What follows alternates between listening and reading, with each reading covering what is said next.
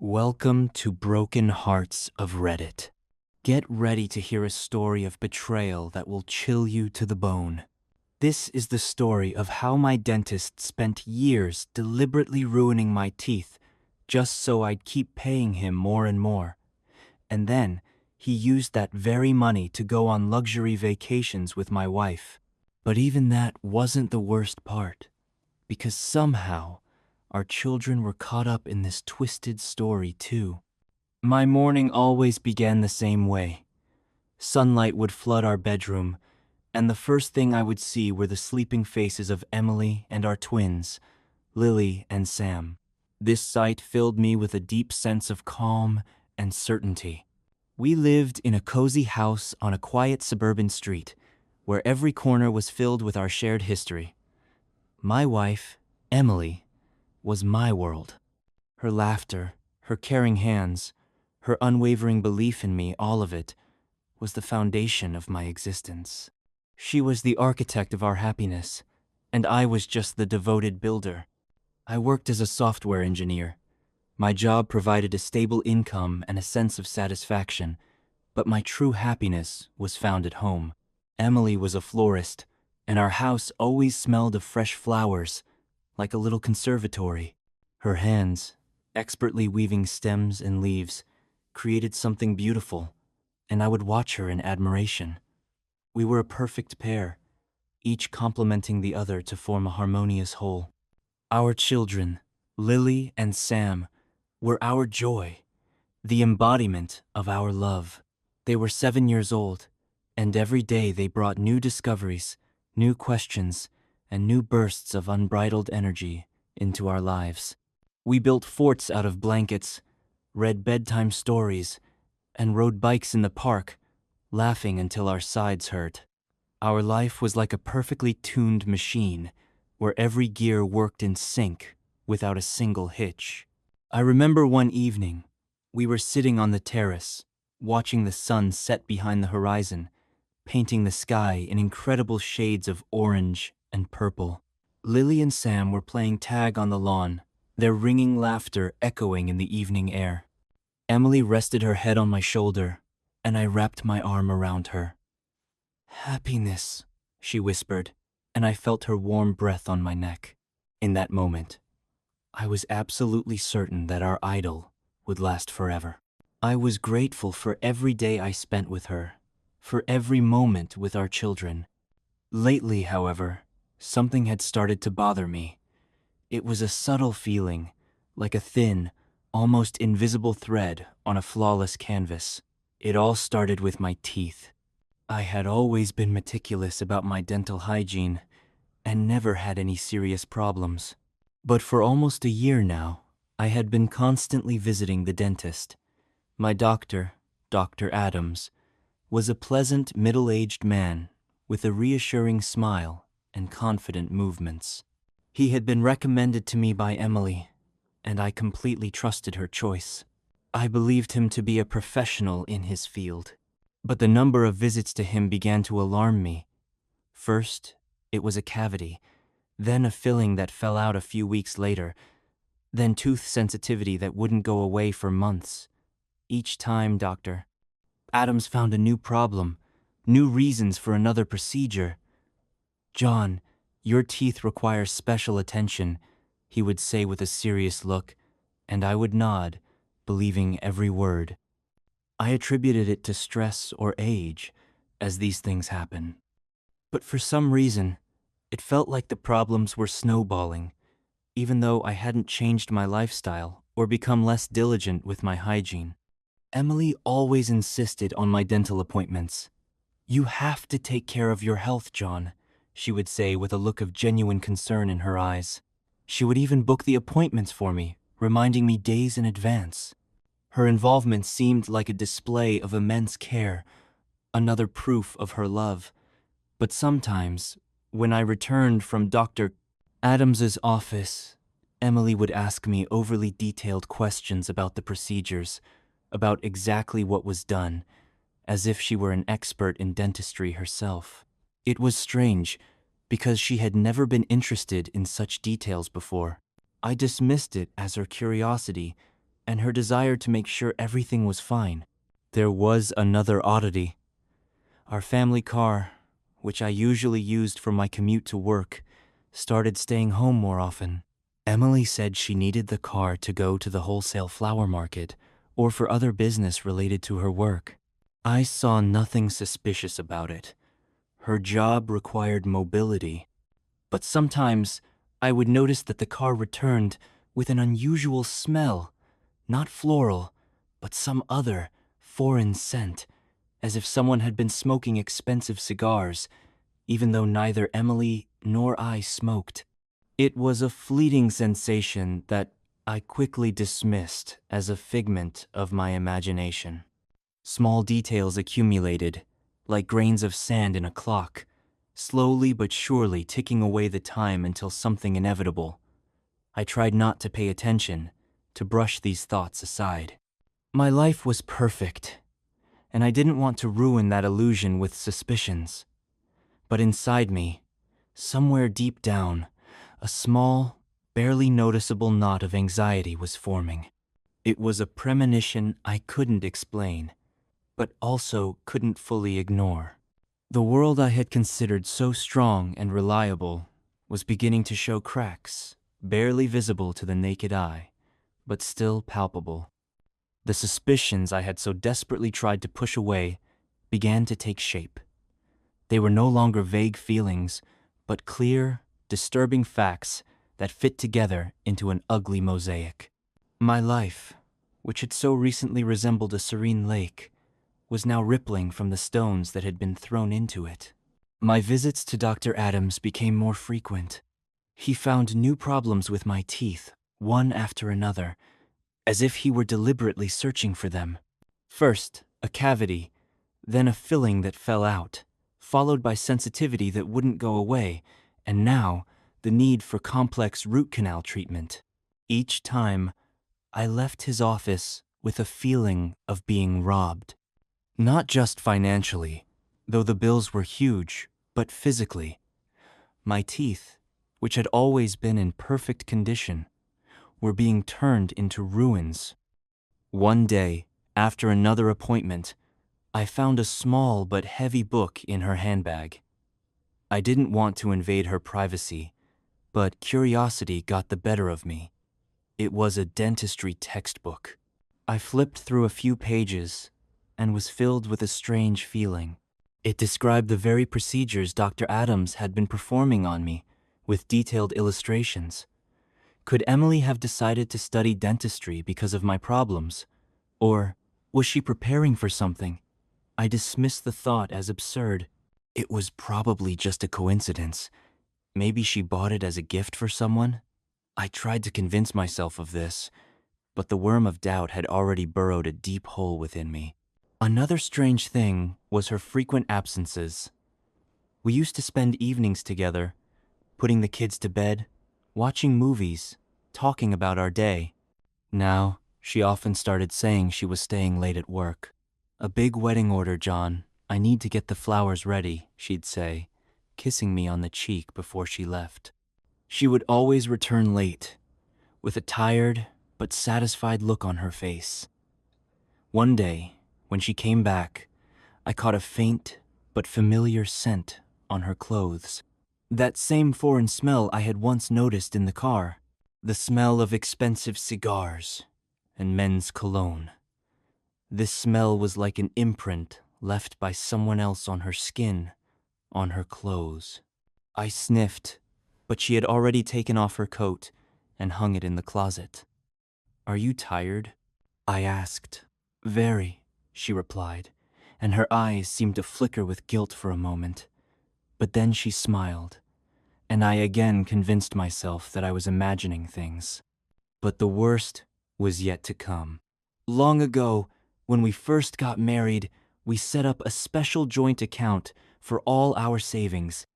We both had access to it, and we both deposited money into it for our shared goals. Vacations, the children's education, home repairs. This account was a symbol of our trust. I never checked it because I saw no need. We always discussed major expenses together. But one day, When I needed money to pay for another procedure with Dr. Adams, I decided to check the balance. The amount I saw there made my heart freeze in icy horror.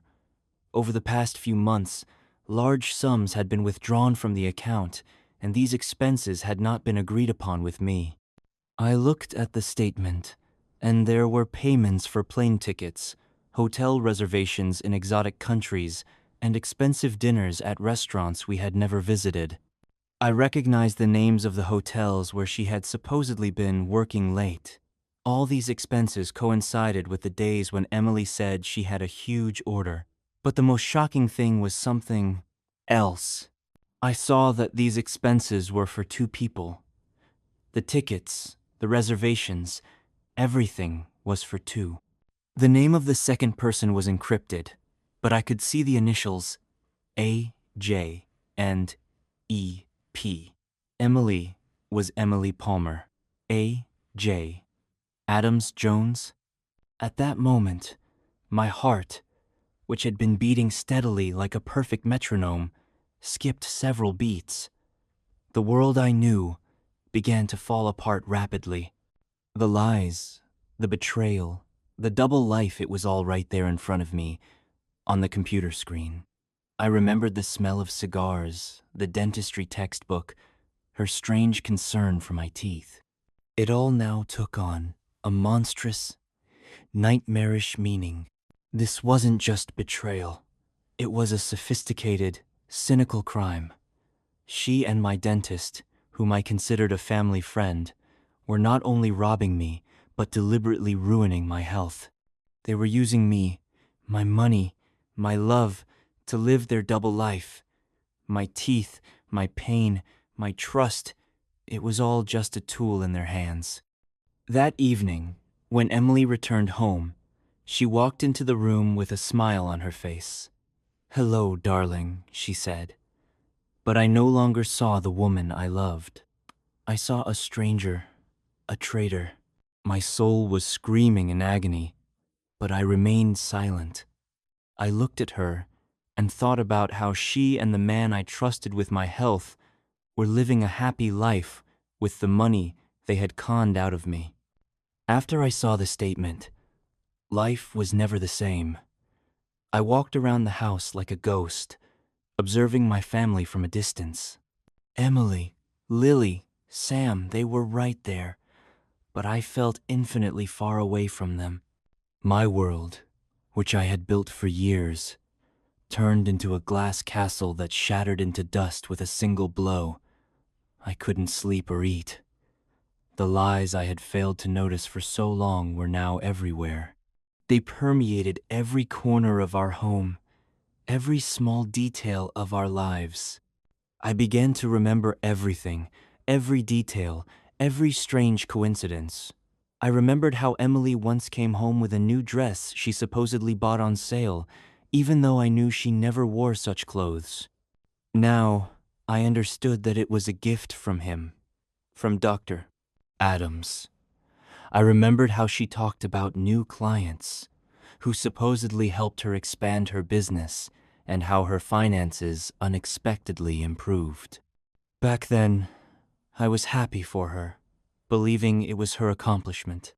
Now I understood that her success was built on my pain and my money. My dental appointments became torture. I would go to Dr. Adams, sit in the chair, and he, with an unchanging smile on his face, would talk to me about my problems, which, as I now understood, he himself had created.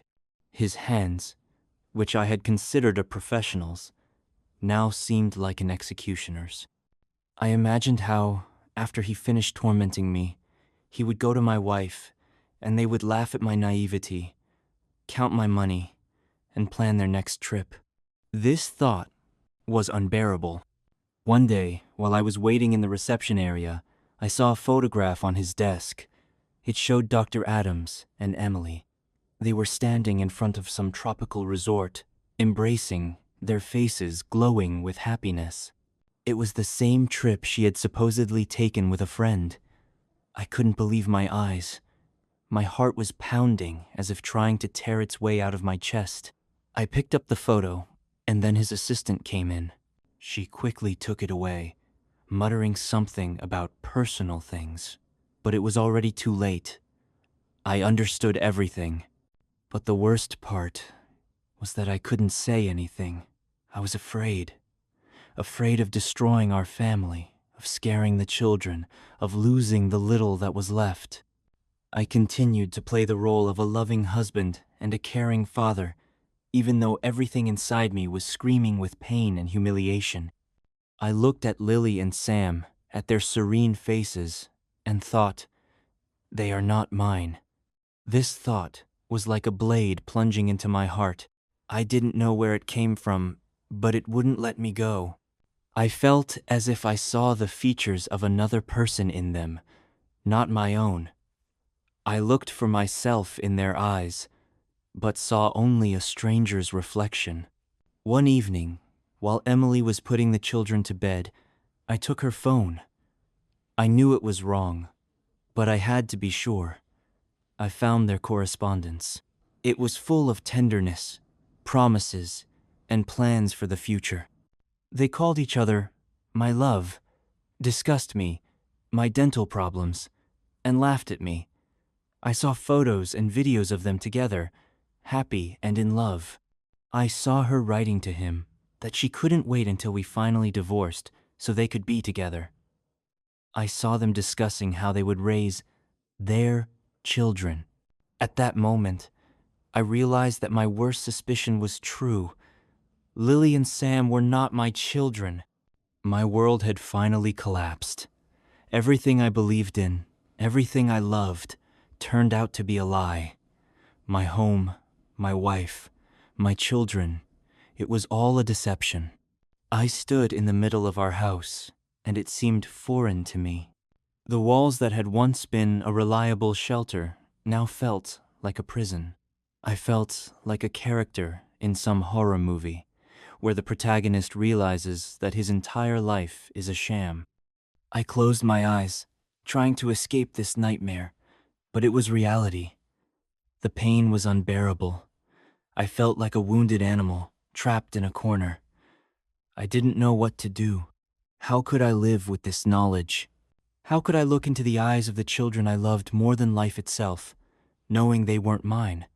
How could I look at the woman who so coldly betrayed me, and yet continued to smile at my face? I waited for Emily to come out of the children's room. I wanted her to see my pain, my humiliation.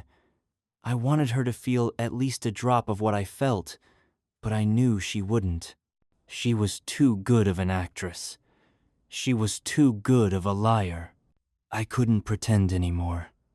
The mask I had so diligently worn cracked and fell apart.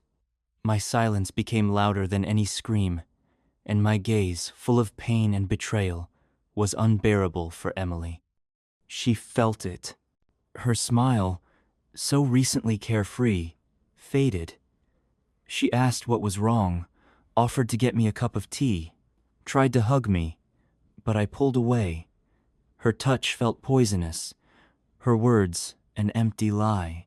One evening I found her in the kitchen. She was cooking something while the children played in the living room. I walked up to her, and without a word, took a printout of our bank statement and a photograph of her with Dr. Adams from my pocket. I just placed them on the table. For a moment, her face lost all color. She looked at the papers, then at me. I saw fear and panic in her eyes, and something else I couldn't decipher. "John," she whispered, her voice trembling. But I didn't let her finish. "Why, Emily?" My voice was hoarse with suppressed emotion. "Why did you do this to me? Why did you let that man, that dentist, ruin my health while you spent my money?" She lowered her head, her shoulders shaking. I waited for an explanation, but I didn't hear one.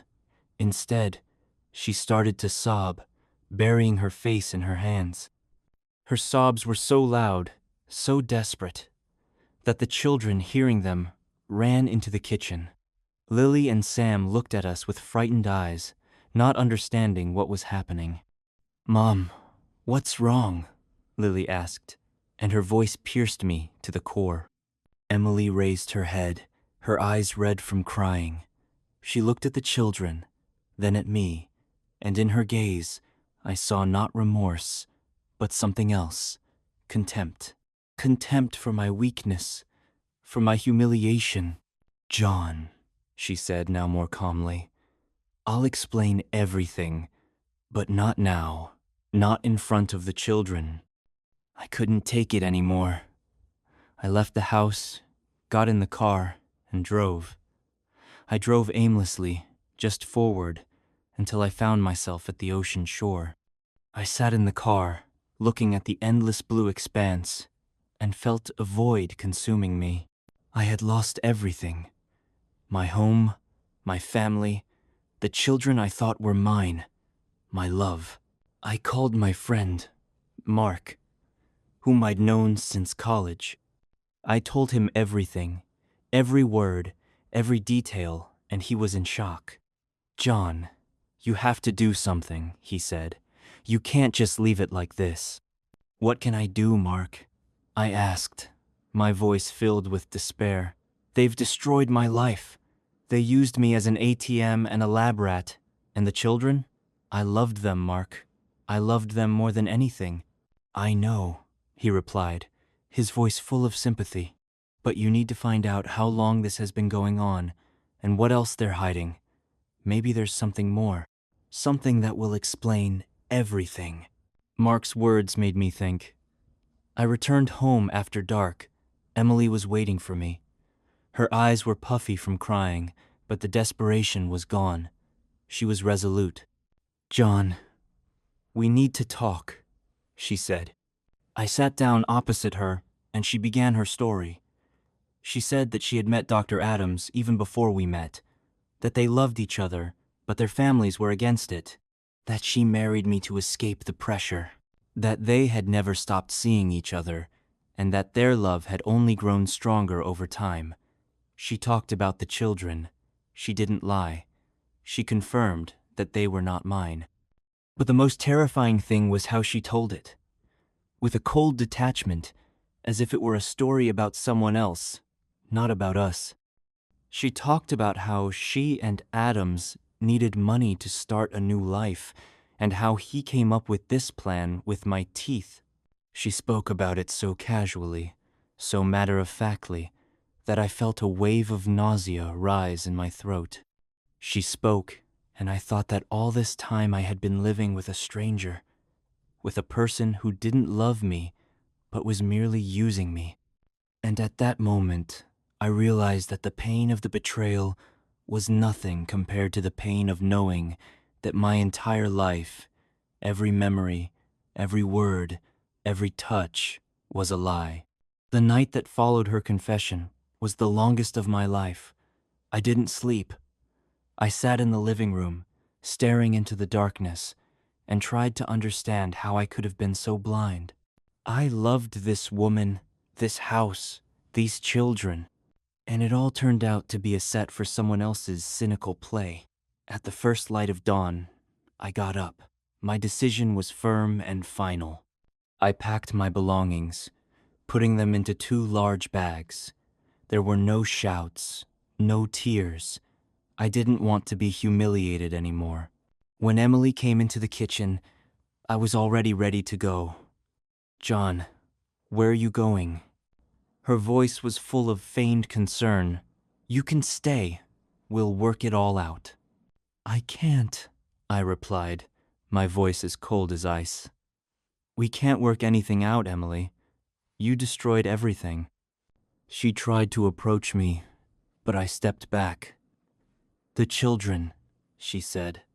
"I know," I replied, and it was the hardest word I had ever spoken. "I know everything, but I can't look at them and pretend they're mine. I can't lie to them, and I can't lie to myself." I walked out of the house. The air was fresh and cool. I took a deep breath, feeling it fill me with a new, unfamiliar strength. I got in the car and drove. I didn't know where. I didn't care. My home, my family, my life were all left behind. I went to Mark's house. He was waiting for me. He saw my state and didn't ask unnecessary questions. He simply gave me the key to his apartment, which was empty while he was on a business trip. "Live there as long as you need," he said. For the next few weeks, I lived in a fog. I filed for divorce. I didn't ask for anything. Not the house, not the money. I just wanted one thing: to get rid of everything that reminded me of my past life. I hired a lawyer to handle my affairs, and I focused on one thing: myself. I went to another dentist. I was lucky. I found one of the best in the city. He did a full examination and was shocked. "John, things are very bad," he said. "It looks like someone was deliberately ruining your teeth." I told him the whole story. He listened with undisguised horror. "This is a crime," he said. "We have to file a lawsuit." We filed a lawsuit against Dr. Adams and Emily. The trial was long and grueling. Horrifying details came to light. Dr. Adams was not only ruining my teeth, but also using cheap, low-quality materials that he bought at a discount.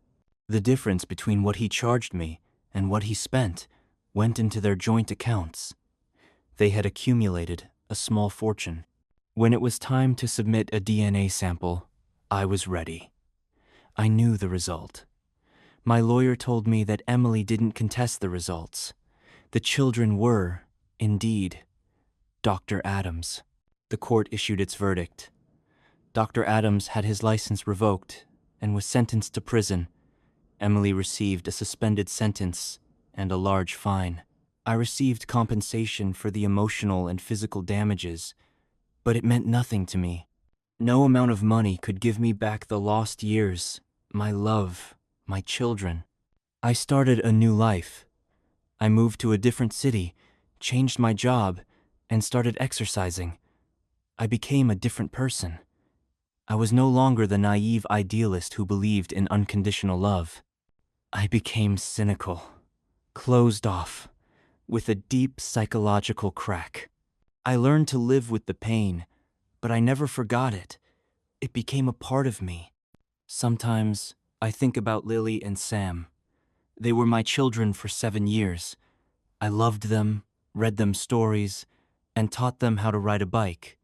I don't know how they are living now. I don't know what they were told, but I hope they are happy. I will always love them, even if they are not my own. That love is the only thing left of my past life, and I don't want to lose it. It reminds me that I was once able to feel, and that's the most important thing.